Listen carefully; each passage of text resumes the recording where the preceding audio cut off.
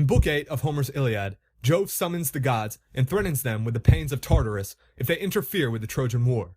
He then travels to Mount Ida, where he overlooks the war and balances the fates of the Trojans and the Greeks in a golden scale. The fate of the Greeks descends, and Jove throws lightning at the Greeks, driving them to their ships behind their newly constructed fortifications. Juno and Minerva, seeing the Greeks in distress, prepare to assist them. Jove, however, sends his messenger Iris to stop them. Iris orders them to return to Mount Olympus, where Jove meets them.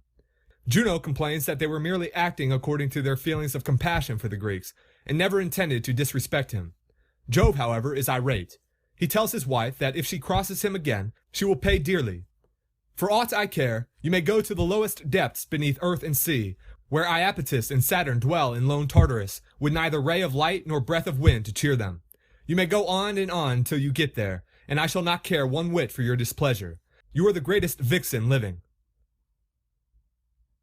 In this book, Jove flaunts his power to such an extent that it becomes laughable. His interactions with the other gods, especially his wife Juno, provide much-needed comic relief after the many scenes of bloodshed in the preceding books. He expresses his utter lack of surprise at his wife's disobedience, stating that she always contradicts him. They are the quintessential old couple of modern sitcoms, who are constantly bickering with one another.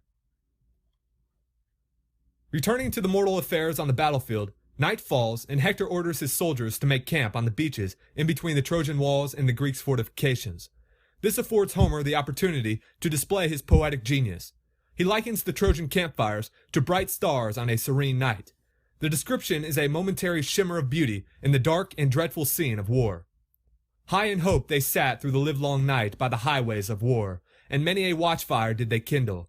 As when the stars shine clear, and the moon is bright, there is not a breath of air, not a peak nor glade, nor jutting headland, but it stands out in the ineffable radiance that breaks from the serene of heaven. The stars can all of them be told, and the heart of the shepherd is glad. Even thus shone the watchfires of the Trojans before Ilius, midway between the ships and the river Xanthus. 1,000 campfires gleamed upon the plain, and in the glow of each there sat 50 men, while the horses, champing oats and corn beside their chariots, waited till dawn should come. I hope that you enjoyed watching this video. Please like, comment, and subscribe. Farewell.